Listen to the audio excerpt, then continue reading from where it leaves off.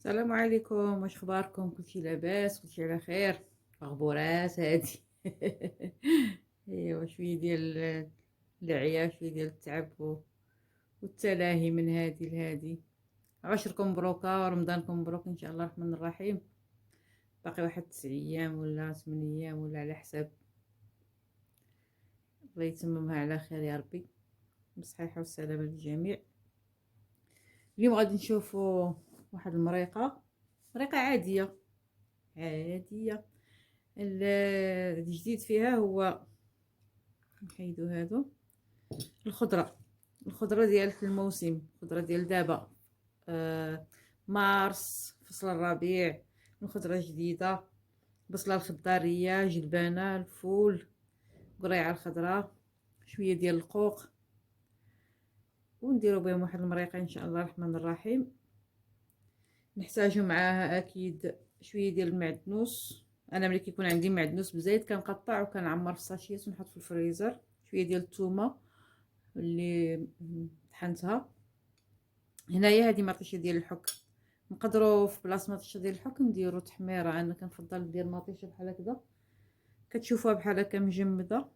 كنخويها من الحك ديالها لانه كيكون اما قرعه ديال الزاج ولا حك ديال هذا. كنخويها في واحد الساشيه وكنسرحها رقيقه ونحطها في الفريزر كتجمد، وكنولي نقطع بحال هكا مرصوات وقت اللي بغيت، اولا في البواطه ديال لي كلاصون، ولا كل واحد وطريقته.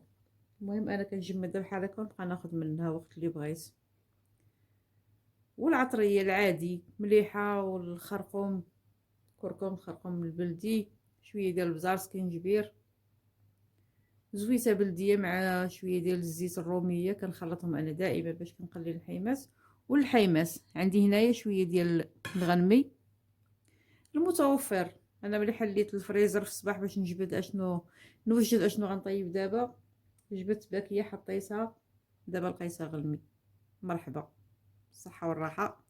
اللي متوفر عندنا غنمي بقري اللي كان عندنا نطيبو به ونوجدوه. انا غادي ندير الحيمات يتقلاو ونعاود نرجع معكم.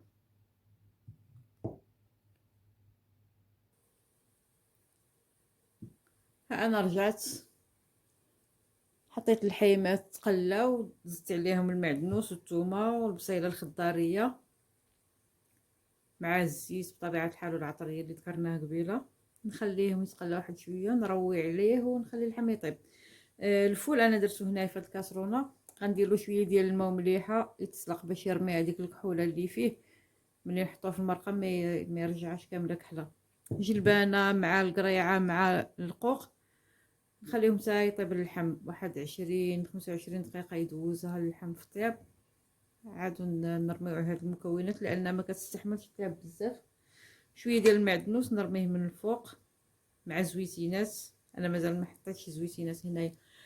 البصله الخضاريه درتها تاهي مع اللحم. على فكره هاد الخضره الخضراء كامله جاتني سلامتكم من تونس.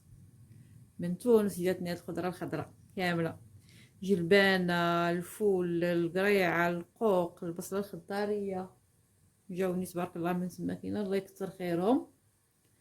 خضره ديال لا سيزون ديال الموسم، جديده خضراء زوينه، كتجي مع بعضيتها كتطلق واحد النسمه زوينه. نمشي نروي على الحيمات وندير الماء على الفول ونحطو يتسلق واحد نص سلقه ونعاودو نطلقاو. ما تمشيو فين؟ سلام مره اخرى، انا رجعت. الحيمات طابو، قريعه هي قطعتها، القوق نقيتو حكيتو بالحامض. انا درت غير جوج وحدات باش ما يكونش داكشي كثير. القريعه قطعتها بهذا الشكل، كل واحد يقطع على الشكل اللي بغا. زويتينات هما خرجتهم. انا كيعجبني هذا الزيتون البلدي. هذا الخضر ما بغيتش نديرو هذا لاني دقتو البارح، فيه داك الطعم ديال الزيتون البلدي. تا هو جاني من تونس، الله يكثر خيرهم. جاني الزيتون الاحمر، هذا الخضر جاني الكبار. كبار كنديرو في بيتزا وفي مقارونيه، كيجي زوين. الزويتينات البلديين، زيتون الكحل. المهم انا اختاريت ندير الزيتون الاحمر دابا هنايا، حيت كما قلت دقتو البارح فيه طعم ديال الزيتون البلدي زوين، الزيتون البلدي ديالنا.